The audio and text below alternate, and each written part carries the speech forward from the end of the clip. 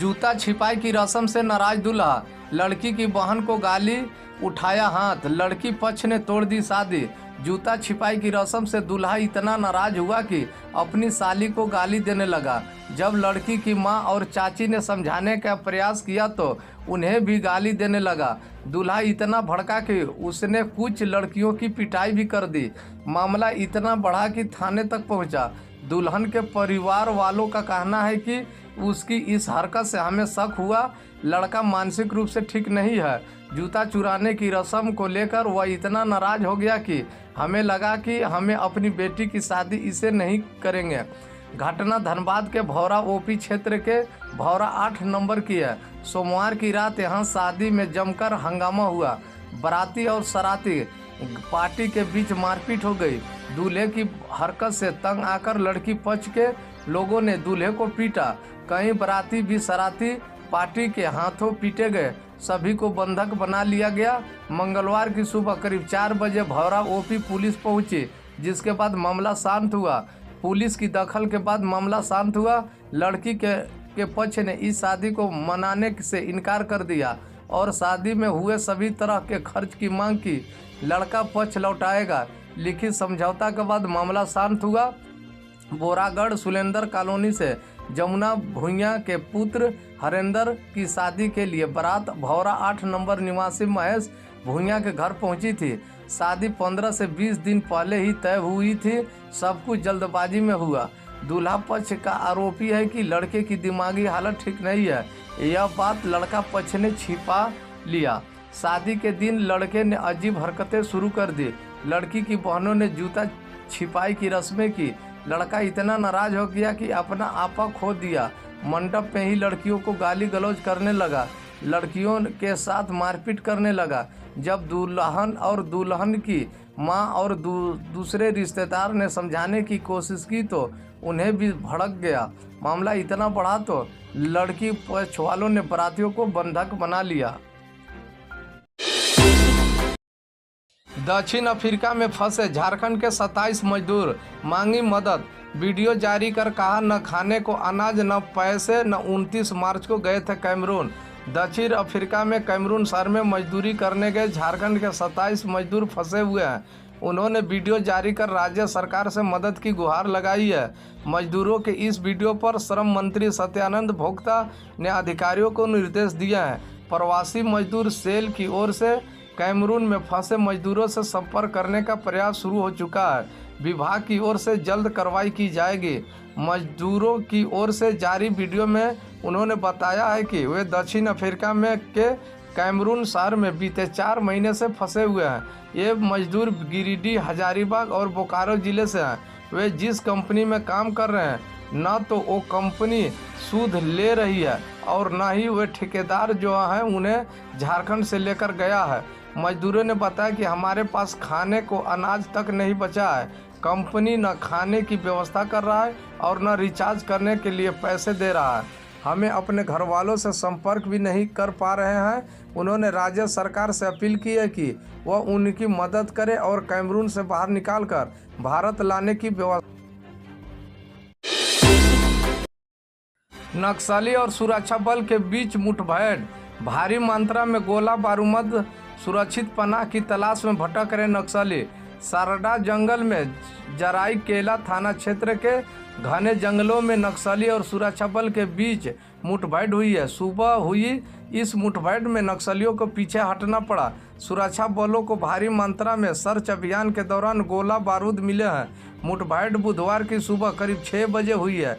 इस इलाके में लंबे समय से नक्सल मुक्त अभियान जारी है। सर्च अभियान के दौरान नक्सलियों की तरफ से फायरिंग हुई, जिसका जवाब सुरक्षा बल के जवानों ने दिया। सांडा जंगल में झारखंड पुलिस, झारखंड जगुआर और कोबरा बटालियन के जवान अभियान चला रहे हैं। एक माह में हरी सब्जियों की कीमतें हुई दोगुनी से ज़्यादा। बेंगलोर से आ रहे टमाटर बिक रहे 120 रुपये किलो। इस वर्ष बारिश कम होने से फसल को नुकसान हुआ है। इसके कारण सब्जियों की कीमतें बेतहाशा बढ़ी है। मौसम की मार ऐसी है कि हरी सब्जियों की कीमतें आसमान पर पहुंच गई है। एक माह में ही सब्जियों की कीमतें दोगुनी से भी ज़्यादा हो गई है। 20 रुपये किलो बिकने वाला टमाटर 80 रुपये और प्याज 40 से 45 रुपये बिक रहा है। ज़्यादातर हरी सब्जियों की कीमतें 40 रुपये के पार हैं। आलू प्याज समेत सब्जियों की औसत कीमत 40% तक महंगी हो गई है। इस समय शहर के बाज़ार में एक महीने पहले 20 रुपये किलो बिकने वाला आलू आज 35 रुपये में बिक रहा है। वही प्याज की कीमतें महीने भर में 15 रुपये किलो तक बढ़ गई है। किसान सब्जियां महंगी होने के कारण बारिश ठीक से नहीं होना बता रहे हैं। कम बारिश से टमाटर और सीजन वाली सब्जियों कम हुई है या ख़राब हो गई है। व्यापारियों का कहना है कि लोकल सब्जियां का उत्पाद आधे से भी कम हो गया है। इससे कीमतें बढ़ गई है क्योंकि बाहर से मंगाना पड़ रहा है। बेंगलोर से टमाटर आ रहा है। ये टमाटर 120 रुपये किलो बिक रही है। नागा बाबा खटाल में सब्जी की दुकान लगाने वाली सुमित्रा देवी ने बताया कि कीमतें बढ़ने के कारण उनकी कमाई घट गई है क्योंकि सब्जी कम मात्रा में बिक रही है। पहले एक बोरा फूल गोभी रोज़ बेचते थे, अभी आधा भी नहीं बिक रहा है। झींगी और नेनुआ भी लोग कम खरीद रहे हैं। चलती कार में 4 घंटे तक गैंगरेप, पीड़िता को खेत में फेंककर आरोपी फरार। 4 युवकों के खिलाफ मामला दर्ज। दौसा जिले में एक महिला के 4 युवकों ने चलती कार में गैंगरेप किया। आरोपी 4 घंटे तक सुनसान इलाके में कार को घुमाते रहे। इसके बाद पीड़िता को उसी के खेत में फेंककर फरार हो गए। मामला लारसोट कस्बे के मंडारी थाना इलाके में मंगलवार दोपहर का है। पीड़िता ने पिता के साथ शाम को थाने पहुंचकर 4 आरोपियों के खिलाफ गैंगरेप का मामला दर्ज कराया है। पीड़िता ने पिता के साथ थाने में पहुंचकर रिपोर्ट दर्ज कराई। पीड़िता ने रिपोर्ट में बताया कि मेरी 23 साल की बेटी की शादी 1 साल पहले हुई थी।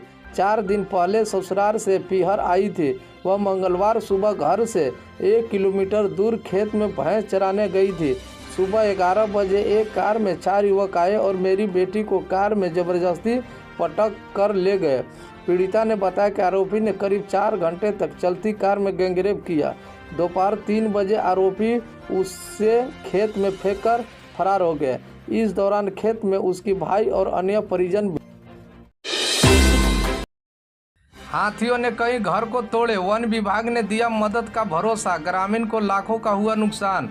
धनबाद के तोपा चाची मंगलवार के देर रात धनबाद जिला के तोपा चाची प्रखंड में पावापुर पंचायत के बरगोड़ा गांव में गंजराज ने खूब तांडव हुआ।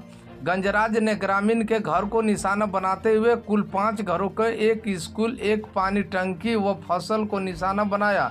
ग्रामीण से मिली जानकारी के अनुसार हाथी करीब 27 से 30 के झुंड में गांव में दाखिल हुए थे। ग्रामीणों ने हाथियों को भगाने का भरपूर प्रयास किया, लेकिन हाथियों ने ग्रामीण के घरों व फसलों को बर्बाद कर दिया। बरगोड़ा गांव में मोहम्मद हुसैन का घर को पूरी तरह हाथियों ने क्षतिग्रस्त कर दिया। घर में रखे अनाज को भी हाथियों ने बर्बाद कर दिया। मोहम्मद हुसैन ने बताया कि करीब 3 लाख रुपए की संपत्ति का उनका नुकसान हुआ है।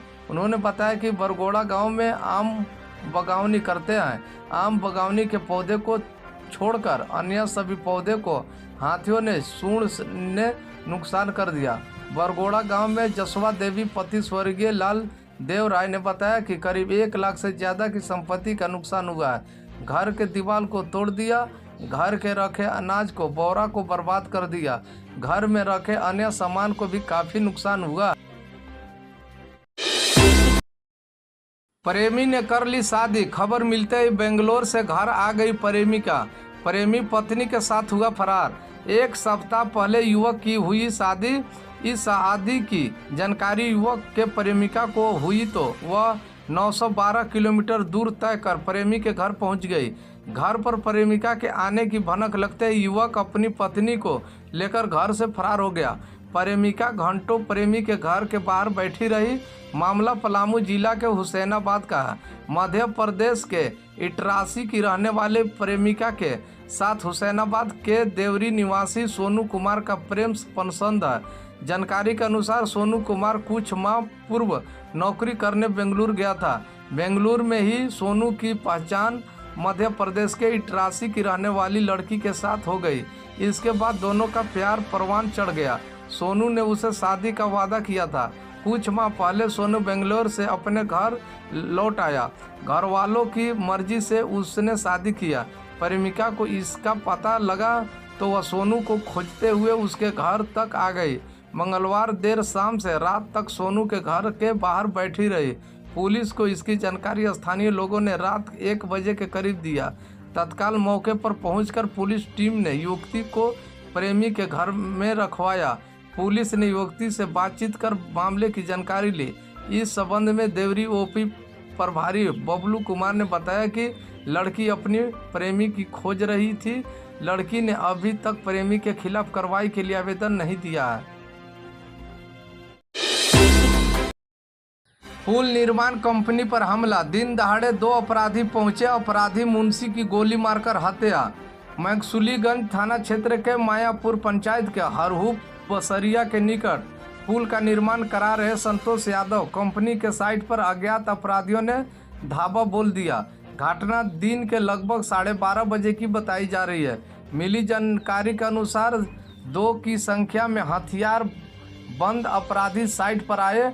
उन्हें आता देख कंपनी का मुंशी भूपेंद्र भागने लगा।